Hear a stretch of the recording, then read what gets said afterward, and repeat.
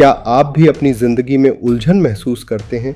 क्या आप थक चुके हैं बार बार टूटने से, बार बार उठने की कोशिश से? क्या आपको भी लगता है कि लोग बदलते जा रहे हैं, रिश्ते कमज़ोर हो रहे हैं और मन का सुकून कहीं खो गया है? क्या आप भी दिन रात मेहनत करते हैं लेकिन परिणाम नहीं मिलते?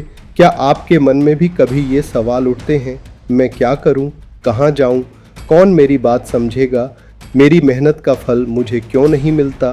क्या सच में भगवान सुनते हैं? अगर हाँ, तो यकीन मानिए आज आप सिर्फ एक वीडियो नहीं देखने वाले हैं, बल्कि वो समाधान सुनेंगे जो हजारों साल पहले भी उतना ही सटीक था जितना आज है। राधे राधे मेरे मन के बेहद करीब साथियों, सर्वप्रथम जिन्हें कृष्ण से प्रेम है उन सबको मेरा प्रणाम। आज हम उसी दिव्य शक्ति की बात करने जा रहे हैं जिसकी एक एक वाणी जीवन की दिशा बदल सकती है। जी हाँ, भगवान श्री कृष्ण की गीता। लेकिन रुकिए, आज हम सिर्फ श्लोक या उनके अर्थ नहीं पढ़ेंगे। आज मैं आपको वो जीवन जीने की कला सुनाने आया हूं जो स्वयं श्री कृष्ण ने अर्जुन को रणभूमि में सिखाई थी। वो ज्ञान जो आज भी हमारे हर संघर्ष में एक मित्र बनकर साथ चलता है। तो इस यात्रा में मेरे साथ आइए।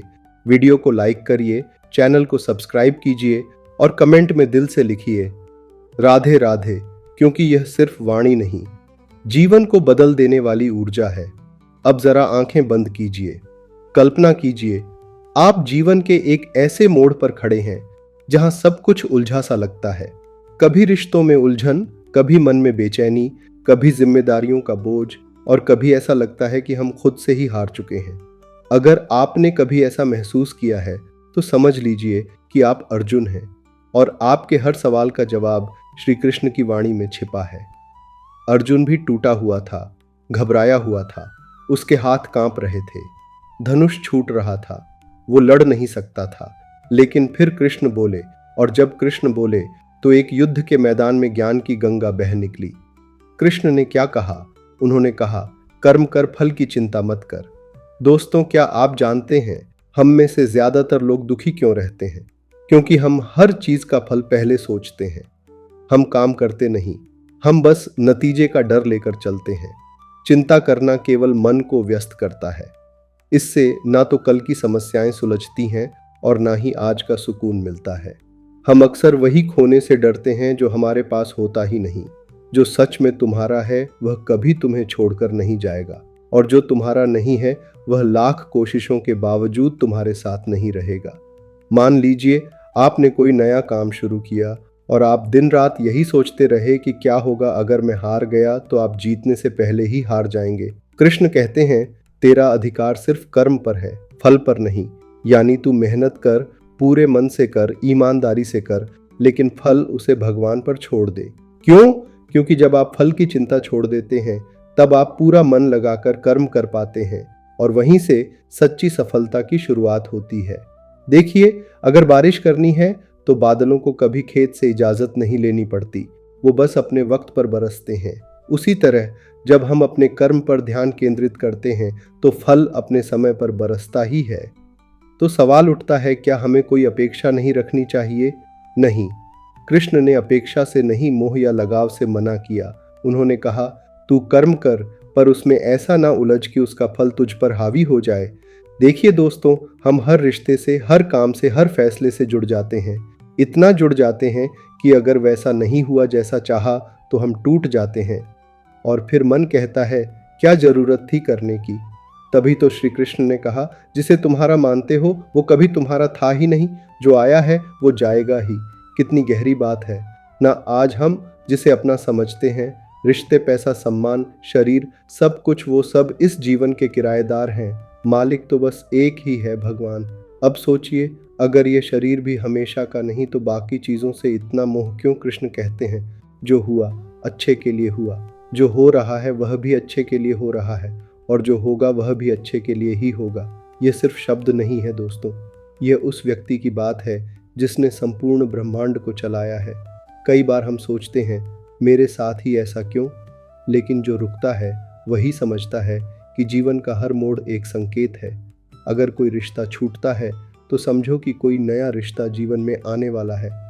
अगर कोई अवसर हाथ से निकलता है तो शायद वो तुम्हारे लिए नहीं था। इससे भी बेहतर अवसर तुम्हारा इंतजार कर रहा है। हर परिस्थिति में छुपा संदेश समझो। जब पक्षी का घोंसला टूटता है तो वह उड़ने को मजबूर होता है और यही उड़ान उसे ऊंचाइयों तक ले जाती है। जब कोयले पर दबाव पड़ता है तभी वह हीरा बनता है। जब रात सबसे काली होती है तब सुबह सबसे उजली आती है। ये संसार नश्वर है परंतु हमारे कर्म अमर हैं। इसे संवारने के लिए हमें प्रार्थना, विनम्रता, त्याग और प्रेम जैसे गुणों को अपनाना पड़ता है। हर नई सुबह एक नया अवसर लेकर आती है, लेकिन जो बीत गया वह सिखाने के लिए था। जो आने वाला है वो हमारे प्रयासों पर निर्भर करता है। अब एक पल को रुकिए और अपने जीवन में उन लम्हों को याद कीजिए जब कुछ आपके मन के मुताबिक नहीं हुआ। पर फिर कुछ महीनों बाद क्या आपको नहीं लगा कि अरे अच्छा हुआ जो वैसा नहीं हुआ? बस वही दृष्टिकोण कृष्ण दे रहे हैं। जो बीत गया वो शिक्षा था, जो चल रहा है वह अभ्यास है और जो आने वाला है वो इनाम हो सकता है अगर आप धैर्य रखो। अब अर्जुन की एक बात और समझते हैं। अर्जुन कहता है, मुझे समझ नहीं आ रहा मैं क्या करूं। मेरा मन विचलित है। क्या आपने कभी ऐसा महसूस किया? मन स्थिर नहीं रहता, कभी गुस्सा, कभी डर, कभी निराशा। तो कृष्ण ने जवाब दिया, मन तो चंचल है लेकिन अभ्यास और वैराग्य से इसे काबू में किया जा सकता है। अभ्यास मतलब हर दिन थोड़ा सा बेहतर बनना, हर दिन थोड़ा सा संयम रखना, हर दिन थोड़ा सा शांत रहना, हर दिन थोड़ा सा खुद को टटोलना। और वैराग्य मतलब जो भी तुझे खींच रहा है उससे धीरे धीरे दूर जाना। ये एक दिन में नहीं होगा, पर अगर आप रोज 1% भी खुद पर काम कर लें तो एक दिन आप वह बन जाएंगे जो कभी आपने खुद की कल्पना भी नहीं की थी। अब एक और गहरा सवाल, मैं कौन हूँ? कृष्ण कहते हैं, तू ना यह शरीर है, ना नाम, ना पद, ना रूप। तू आत्मा है। आत्मा जो कभी जल नहीं सकती, कभी कट नहीं सकती, कभी मर नहीं सकती। तू वो है जो न कभी जन्मा था न कभी मरेगा। और जब आप इस बात को महसूस करते हैं तो आपके भीतर एक अजीब सी शांति उतरती है। फिर न आप दुनिया से डरते हैं, न हार से, न रिश्तों के खोने का दुख होता है, न सफलता का घमंड, क्योंकि आप समझ जाते हैं कि आप सिर्फ एक पात्र हैं और इस संसार का निर्देशक कृष्ण है। हम वहां से बात आगे बढ़ा रहे हैं जहां श्री कृष्ण ने अर्जुन को बताया, तू आत्मा है, तू अजर अमर है, तू इस शरीर से परे है। और जब अर्जुन को यह पहली बार समझ आने लगा तो उसके मन में कुछ और सवाल उठे। उसने कहा, हे माधव, आप कहते हैं कि आत्मा अमर है, फिर भी मन डरता है, कभी अपने से, कभी अपनों से, कभी हालात से, कभी भविष्य से। क्या आपने कभी ऐसा महसूस किया? कभी जीवन में अंधेरा लगता है, कभी डर लगता है कि सब कुछ खत्म हो जाएगा, या कभी लगता है कि मैं इस सब के लिए योग्य नहीं हूँ। तो दोस्तों, आज जो हम बात करेंगे वो सिर्फ श्री कृष्ण का ज्ञान नहीं, वह हमारी आत्मिक भूख की तृप्ति है। कृष्ण ने कहा, हे अर्जुन, जो भयभीत है उसका मन मोह और माया में बंधा है, वो अपने सच्चे स्वरूप को भूल गया है। और यही तो होता है, हम सब के साथ हम भूल जाते हैं कि हम कौन हैं। हम सोचते हैं हम यह शरीर हैं, हमारा नाम, काम, रूप, कद यही सब कुछ है। और जब यह चीज़ें डगमगाती हैं तो हमारा आत्मविश्वास भी हिल जाता है। लेकिन कृष्ण क्या कहते हैं? स्वधर्म निधनम श्रेय, यानी अपने धर्म, अपने रास्ते, अपने कर्म पर चलना ही श्रेष्ठ है। अब आप सोचिए, हमारा स्वधर्म क्या है? किसी का स्वधर्म हो सकता है माँ होना, किसी का शिक्षक होना, किसी का किसान, किसी का कलाकार। हर एक व्यक्ति की भूमिका अलग है, लेकिन जब वह अपने धर्म से विमुख होता है तो भीतर बेचैनी शुरू हो जाती है। आपने भी महसूस किया होगा, जब आप किसी और की नकल करने की कोशिश करते हैं तो आप खुद से दूर हो जाते हैं, और जब आप खुद से दूर हो जाते हैं तो शांति चली जाती है। कृष्ण कहते हैं, दूसरों के रास्ते पर चलना चाहे वह दिखने में कितना भी अच्छा लगे, असली शांति तब मिलती है जब हम अपने रास्ते पर चलते हैं। तो आज यह सवाल खुद से पूछिए, क्या मैं अपने धर्म पर चल रहा हूँ? और अगर नहीं तो वापस लौट आइए अपने उस कार्य की ओर जिसे करने में आपको सच्चा आनंद मिलता है। अब बात करते हैं शत्रु की। अर्जुन पूछता है, हे केशव, जब कोई जानबूझकर भी पाप करता है तो क्यों करता है? तो श्री कृष्ण जवाब देते हैं, यह कामना और क्रोध ही वह दो शत्रु हैं जो इंसान को उसकी चेतना से गिरा देते हैं। कामना यानी तृष्णा, लालच, और जब वह पूरी नहीं होती तो बन जाती है क्रोध, और फिर क्रोध से जन्म लेता है भ्रम, और भ्रम से स्मृति का नाश, और जब स्मृति मिटती है तो बुद्धि नष्ट होती है, और जब बुद्धि जाती है तो इंसान खुद को ही खो बैठता है। अब जरा सोचिए, हम में से कितनों ने गुस्से में ऐसा कुछ कहा या किया जिसका पछतावा बाद में हुआ।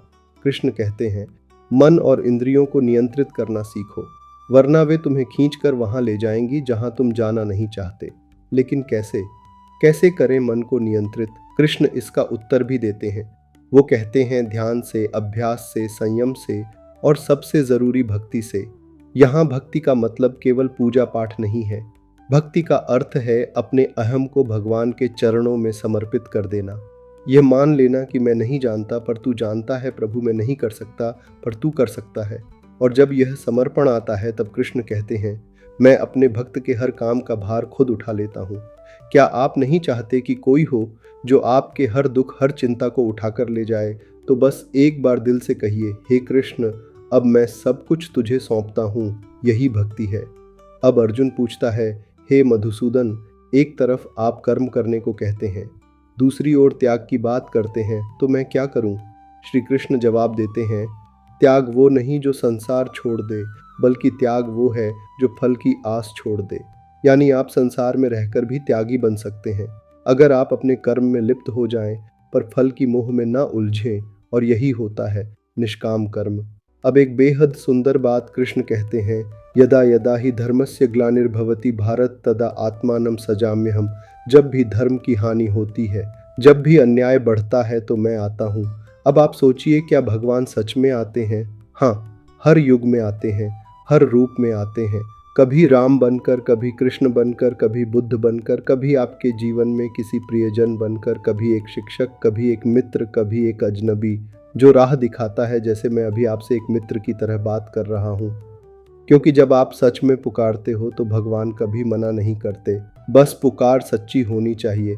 अब जरा उस क्षण की बात करें जहां अर्जुन अब धीरे धीरे समझने लगता है, उसका संशय मिट रहा है। पर तभी कृष्ण ने जो अगला उपहार दिया वो इतिहास का सबसे अद्भुत दृश्य बना।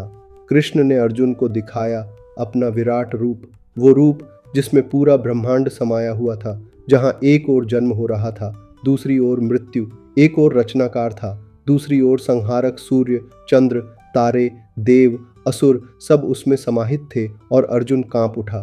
उसने कहा, हे प्रभु, आपने मुझे जो दिखाया वो मेरे शब्दों से परे है।